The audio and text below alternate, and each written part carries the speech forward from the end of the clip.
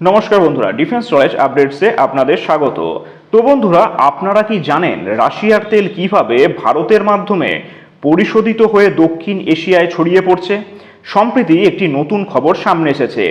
বাংলাদেশ তাদের crude oil sourcing বা আমদানির কৌশলে বড় পরিবর্তন আনছে। Russian crude with Indian touch, এই শিরোনামটি বলে দিচ্ছে নেপথ্যে কোনো বড় সমীকরণ কাজ করছে। আজকের ভিডিওতে আমরা বিশ্লেষণ করব বাংলাদেশ কেন ভারতের মাধ্যমে রাশিয়ার তেল পাওয়ার দিকে ঝুঁকছে এবং এতে ভূ রাজনীতির মারপ্যাচটা ঠিক কোন জায়গায়। তাহলে দেখুন, রাশিয়া ইউক্রেন যুদ্ধের পর থেকে পশ্চিমা দেশগুলো রাশিয়ার তেলের ওপর নানা নিষেধাজ্ঞা আরোপ করেছে, কিন্তু ভারত নিজের জ্বালানি নিরাপত্তা নিশ্চিত করতে রাশিয়ার কাছ থেকে বিপুল পরিমাণ অপরিশোধিত তেল কিনছে এবং তা রিফাইন করে বিশ্ববাজারে বিক্রি করছে। এখন বাংলাদেশও সেই একই পথে হাঁটার পরিকল্পনা করেছে, অর্থাৎ সরাসরি রাশিয়ার কাছ থেকে তেল কেনার বদলে ভারতের রিফাইনারিগুলোতে প্রক্রিয়াজাত করা তেল বাংলাদেশ আমদানি করতে চাইছে। এখন প্রশ্ন হলো, কেন এই কৌশল? তাহলে দেখুন, রাশিয়ার কাছ থেকে সরাসরি তেল কিনলে পশ্চিমা দেশগুলোর নিষেধাজ্ঞার ভয় থাকে, ভারতের মাধ্যমে এলে সেই ঝুঁকি কমে যায়।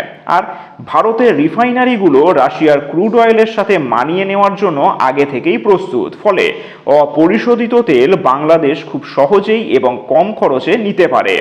এছাড়া বিশ্ববাজারে তেলের অস্থির দামের তুলনায় এই পদ্ধতিতে বাংলাদেশ স্থিতিশীল মূল্যে তেল পাওয়ার আশা করছে।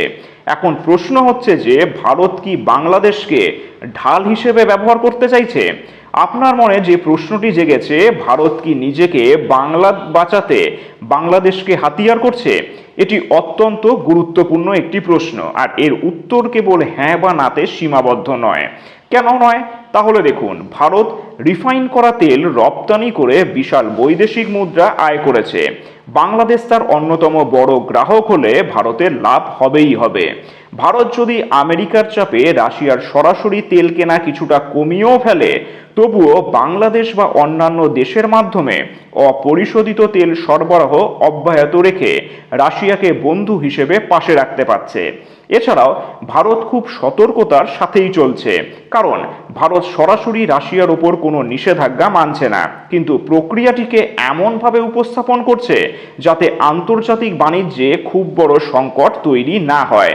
তাই ভারতকে কেবল বাংলাদেশকে হাতিয়ার করা হয়েছে এটা বলা কঠিন, বরং এটি দক্ষিণ এশিয়ার দেশগুলোর জন্য একটি মিউচুয়াল বেনিফিট বা পারস্পরিক লাভজনক কৌশল হিসেবেই দেখা যেতে পারে। শেষে এটাই বলতে হবে যে, জ্বালানি কূটনীতিতে কোনো কিছুই স্থায়ী শত্রু বা মিত্র নয়। বাংলাদেশ তার জ্বালানি সংকট মোকাবিলায় সাশ্রয়ী পথ খুঁজছে, আর ভারত তার রিফাইনারি সক্ষমতাকে কাজে লাগিয়ে আঞ্চলিক জ্বালানি হাব হয়ে ওঠার চেষ্টা করছে। আমেরিকা এই পুরো বিষয়টিকে কিভাবে দেখবে, সেটাই এখন দেখার বিষয়। এখন আপনারা নিচে আমাকে কমেন্ট করে এই প্রশ্নটা করুন যে, এটা কি ভারতের কি কোনো নতুন কৌশল যাতে বাংলাদেশকে আগ্রাসন করা যায়, নাকি বাংলাদেশকে হাতিয়ার করে ভারত স্যাংশন থেকে বাঁচতে রাশিয়ার তেল আমদানি করতে চাইছে?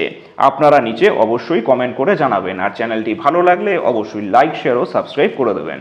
ধন্যবাদ।